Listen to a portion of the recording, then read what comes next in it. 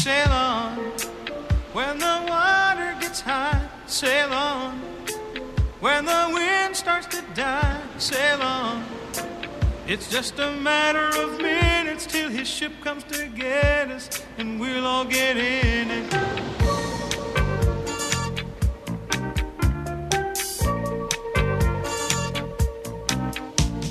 When we're all born, we set out to sea, looking for answers continuously.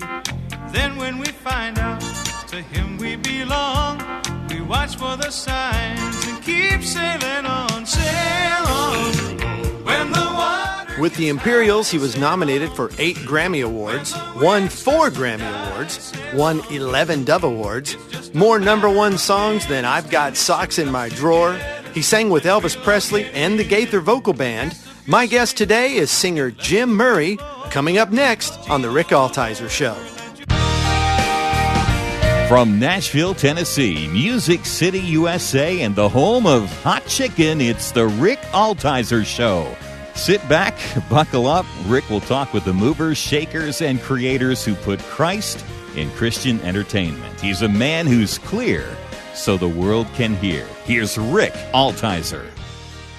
Hey, thank you for joining me today. I have a very special guest with me today. I'm actually in his office, and you have heard his voice so many times on the radio with Elvis Presley, live in concert. From the Imperials, my guest today is Jim Murray. Jim, say hello to the audience. Hey, sail on. Rick, it's good to be with you. I look forward to this. He's sailing on already. There you go. We're sailing on. So let's talk Imperials. How did you get into the Imperials? How did that come about? Well, it's a long story, but we'll make it short. I sang with a group in Detroit called the Orel Quartet. I'm from Lansing, Michigan. And I had a group up there we sang with called the Melodiers. We went to Detroit and won the National Quartet Convention's talent contest. And I got to meet Lloyd Orel and Larry Orel, and which they had the Orel Quartet. So Larry asked me to come and sing. What his dad did is he did all-night singings in Detroit, Cincinnati, Dayton, Indianapolis, Chicago, Akron, all of those northern cities. And they would have all-night singings. The Blackwood Brothers, the Statesmen, the Spear Family, the Lefevres, the Rebels. I mean, all of these quartets. And they would start at 7 o'clock and sing until 1 o'clock in the morning, you know. So that was where I first really got in touch with gospel music. And during that time with the Orels, I met the guys in the Statesmen.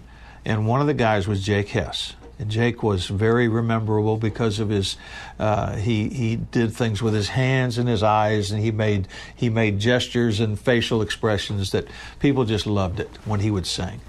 So he and I got to be good friends. I got married in '64 and moved to Dallas, Texas, and J.D. Sumner with the Stamps, at that time with the Blackwood Brothers, hired me to go out there and work in the Stamps Quartet Music Company, and so my wife and I moved. The day after we got married up in Michigan, we moved to Dallas, Texas. We didn't know anybody there, just the guys at the company and their families.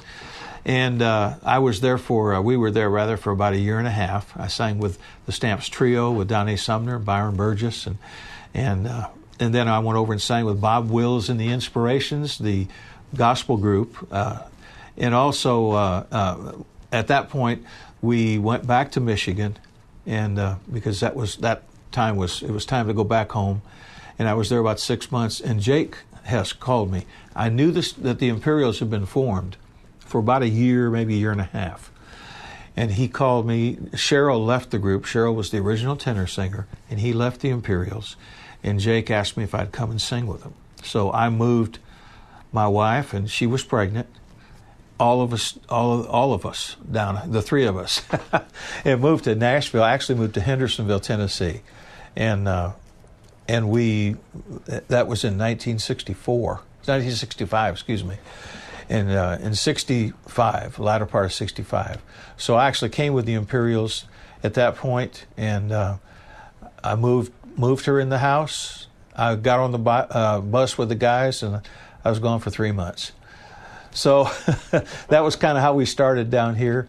And that was pretty quick. That's a pretty quick intro to the Imperials. It was. That was pretty fast. How did he just ask you? I mean, had he heard you sing? Well, yes, we had been on the same program that the Statesmen had been on, because the fellas that I sang with, the Orrells. Mr. Orrell was the guy the promoter of the concert. So obviously his son and his son's group is going to be on the program, and we were, and that's where Jake heard me, and where I got to know Jake and Hovey and Big Chief and Doy and Rosie Roselle. Rosie was the tenor singer, and I loved Rosie, and Bill Shaw with the Blackwood Brothers, and I mean they were just my idols. I just looked up to those guys, and but that's how I got to know Jake, and Jake put the Imperials together, so he was kind of the head honcho. How long after Jake had started the Imperials did you join? How long after that? Probably a year, and maybe a year and a half at the most.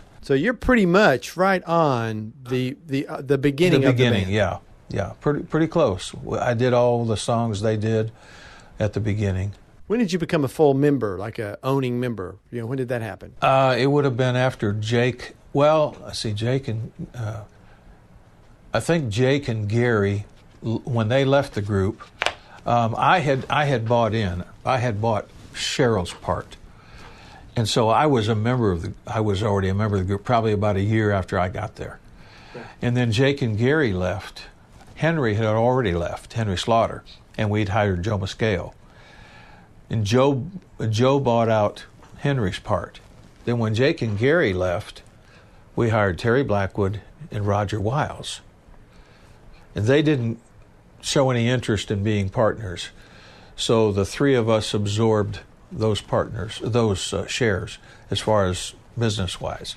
So Joe and Armin and I were owners of the group, and that would have been in 69, maybe, 68, 69. So then talk about then the 60s and the 70s and the 80s, just the Imperials and how they grew and changed and developed, and then the Grammy Awards and Dove Awards, and talk a little bit about the journey of the Imperials. Well, of course, we started out as a Southern Gospel quartet, very maybe a little different flavor to it, but it was 4-part harmony. And then when Terry and Roger came with us, Terry's a good arranger, vocal arranger. We kind of started doing some little fresher sounding things. And I think a lot of the change that we actually had was because of the people that produced us. We had some good producers, and they took us in a little different direction. And so it started to just get more vocal focused. And then, because actually just before Jake left, we had a band. And we used to laugh because we had a one-armed drummer. He had two arms, but he could play the drums with one arm. With one hand, he played the bass on a little keyboard instrument with his other hand, and then he could hit the bass drum with his foot. So like we call him the one-armed drummer. And so he would play bass, and drums at the same time. Yeah, he played the bass part on one of these little synth on a keyboard. Back then, it wasn't as nearly as like it is today, but it was just enough it was a little chord thing, like a little chord organ. Doom, doom, doom, doom. And he'd do that, and he's playing the... And play drums. Oh, yeah. It was amazing. His name was Larry Benson, and he's a great guy. Larry's got a big studio out in Oklahoma City. He does tracks, accompaniment tracks. But he was our one-armed drummer, and a great guy. And we just had fun with that. And so this was the same time when we started doing new things on stage. The Imperials had always sung around two microphones. And our producer, Bob McKenzie, I remember the first time we did this, we were in with the auditorium in the Medina Temple in Chicago, Illinois. And it's a huge stage because they have a circus there. They have the Shrine Circus there. And so you're a long ways away from the seats, but it is big. Well, they put us right in the middle of this. It looked like a football stadium. And we're four little guys here with a piano player. And we're thinking, and Bob says, well, we need to get closer to the people. He said, let's get some microphones. Let's get each guy a microphone. What? Each guy has his own microphone? Well, we're getting contemporary now. This is novel. And so that night we had individual mics, and we had cords. We walked, out towards the people, and we kind of liked that, That was kind of fun. And instead of everybody having to stay close around microphones.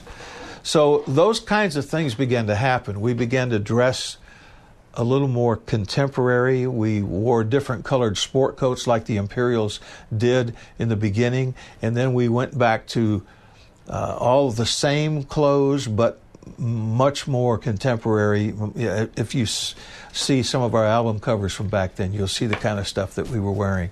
And so it was interesting. And so our music kind of gradually moved away from traditionally Southern gospel while we could still do that. We sang for 7 years with Jimmy Dean, and He Touched Me and Sweet Spirit and that kind of thing. They were his favorite songs, and he would let us do that on his program when we'd go to Vegas with him. And we would work different hotels in Vegas over the years with Jimmy, which allowed us to be in the studios and do some backup work, which led us to be affiliated with Elvis and do some things for him. You are listening to the Rick Altizer Show, and my guest today is singer Jim Murray from the Imperials. So we've done our contemporary Christian music, and now we're singing with Elvis Presley. Talk to me about singing with Elvis.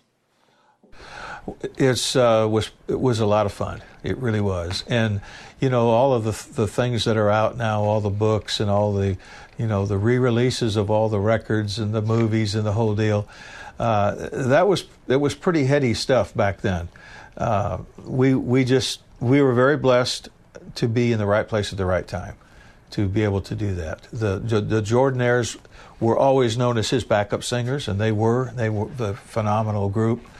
But they had the opportunity to do it, to go go to Vegas with him.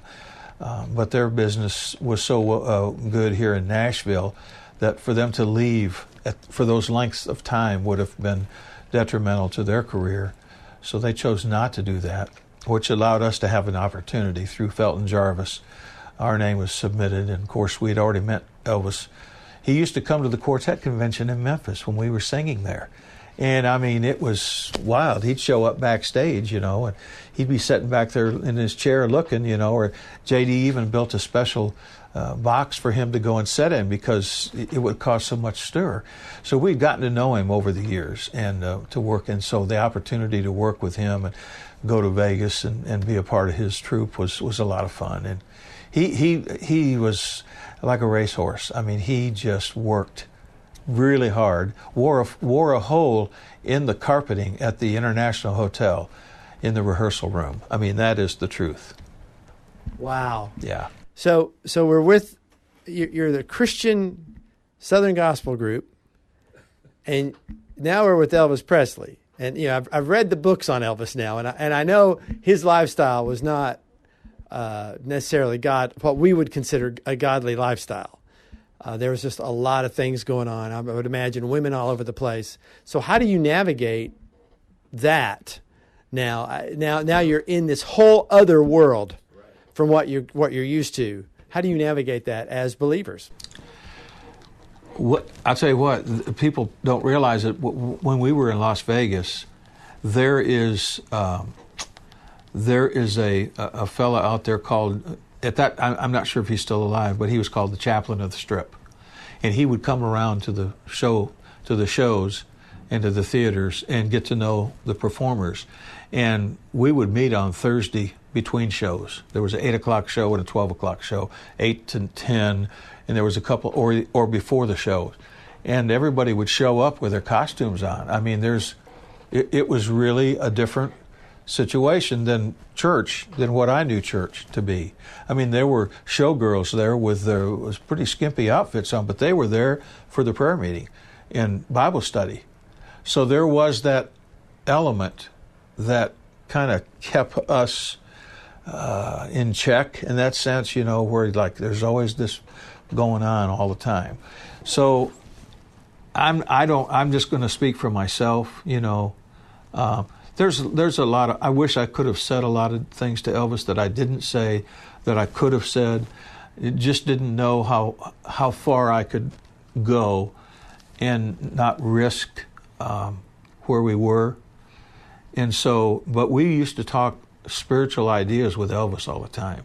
He came to us one night and he said, come to the door and knocked on our dressing room door and said, "Hey, have I made you guys upset about something? Are you mad about something?" And no, what do you mean?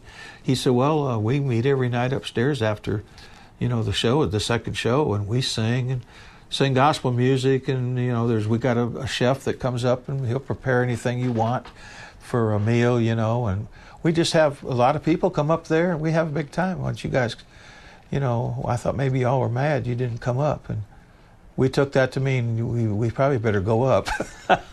So we started going up after the last show, and I mean, he would start singing. Here he's done 2 shows, and they're pretty taxing on him. Pretty hard he sings hard, and we sing hard. So we've been singing for about 4 hours, and with a little break in the middle, and now he wants us to come up and sing some more.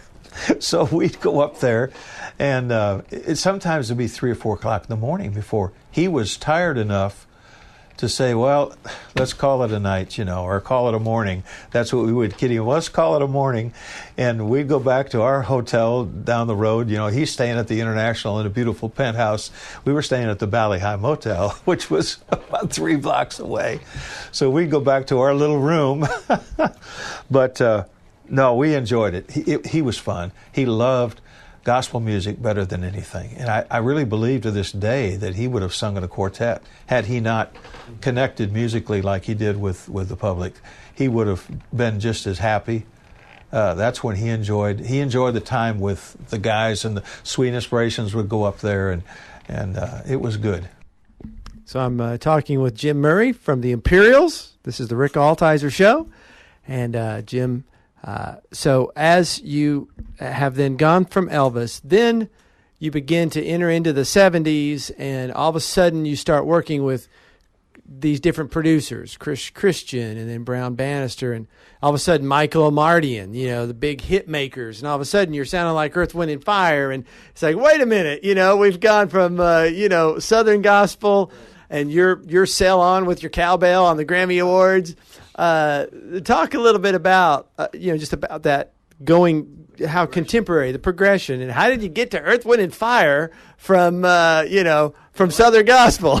I mean, producers have a big effect on the artist, and so we didn't consciously say, okay, tomorrow we're going to become contemporary.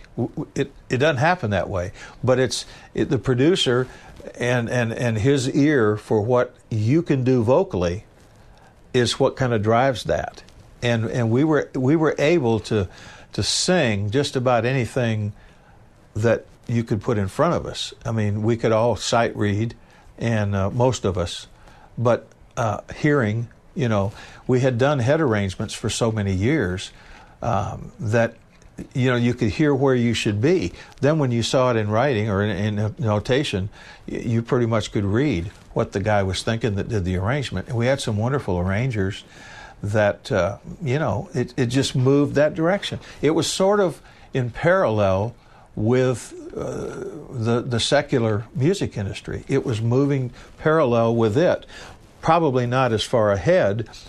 Michael Amardian probably made the biggest impact in our sound. And Michael had come to work for us as a piano player previous to to everything he did out in L.A. And really, Michael, I think he was with us for maybe 6 months, if it was that long. And you know what? He was the greatest guy to work with, but we musically were not where he was. We just weren't there yet.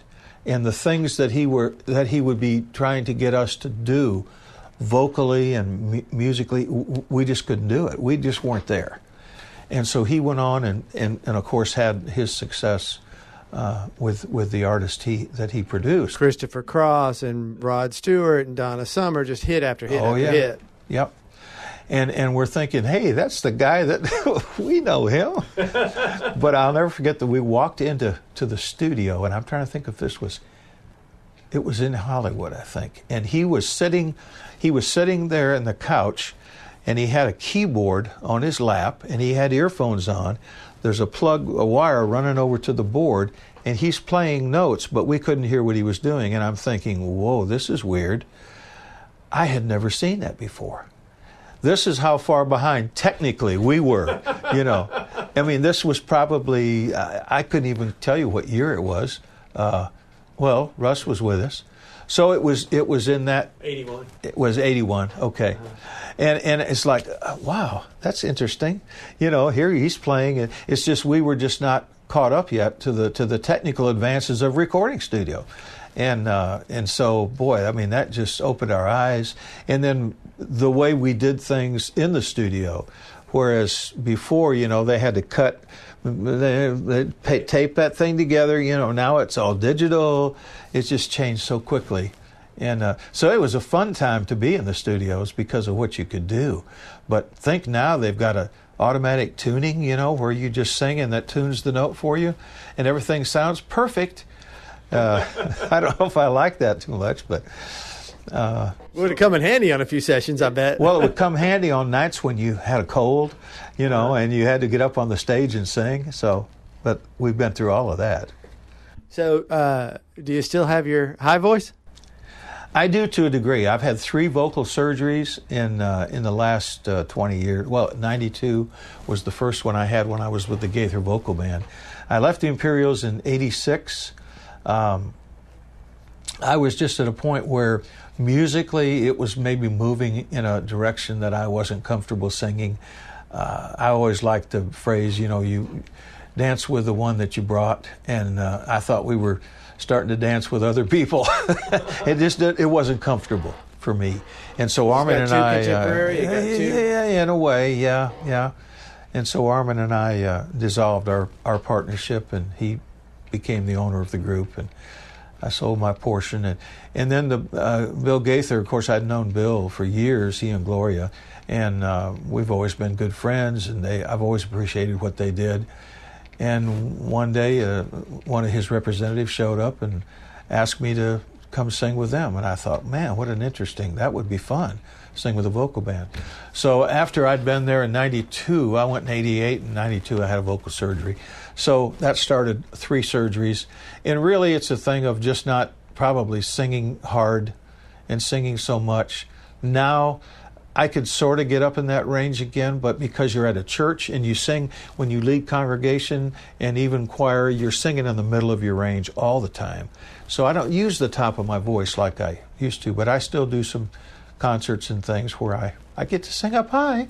Do you do sail on? I do. In fact, we had the Booth Brothers here with us last month in August, and we always do Sail On because they recorded it also, and all I have to do is walk out there and get my cowbell, and everybody's hey, they see the cowbell and they're ready. Let's sing Sail On. They know what's coming. The B flat. That's right. Give me a B flat. Well, that's awesome. So then, how long were you with Gaither? From 88 to 92. I left in 92, and my wife and I went on the road, and we traveled and sang and ministered all over the country. Just blessed to be able to just be in a lot of really good churches, and you know. You've done a lot of singing. I've sung a lot, and probably that's why I've had 3 vocal surgeries. But the last couple years, I've been here in this church 10 years. Okay, so let's talk about where we are. Okay, I'm at Victory Baptist Church in Mount Juliet, Tennessee. It's east of Nashville. And I've been here. I'm the music director. I lead the choir in our traditional service, and I'm also in charge of the senior adults. I'm the senior adult director. I don't know why they would even consider a young guy like me to be. It was funny because my wife Loretta, my late wife, she always planned our dates and everything. She said, "Honey, we're going to go do this senior adult dinner." And I said, why are we doing all these senior adult things? She said, well, have you looked in the mirror lately? I said, oh, I guess so. So we had a great time, and I've just loved this church to death. These are the best people. And my pastor, Chuck Groover, he's just a great guy and a great preacher. He loves people. And I'm just blessed. I'm in a beautiful place. Beats being on the road 200 days a year, doesn't it? Tell me about it. Yeah. Well, thank you so much. Oh, man. See how quick that went? That went fast. That was pretty quick, and wasn't it? I just thank you so much for being on the show. My guest today, Jim Murray from the Imperials, Gaither vocal band, and now here at Victory Baptist Church. You can come visit the church. Sure. And I'm sure he'll shake your hand if you come say hi to him. I would love to, Rick. Thank you for the pleasure of being on your show. Thank you so much. The music you are listening to is from my scripture memory record, and I want to give it to you for free. Just go to my website, rickaltizer.com, and click Contact. Altizer is spelled Altizer. Or how about liking my Facebook page, facebook.com/Rick Altizer Show. And I want to thank you for listening. So be sure to check us out again next week as we discuss how we communicate the gospel through media to our culture. Let's be clear so the world can hear. I'll talk to you next week. Thanks for listening.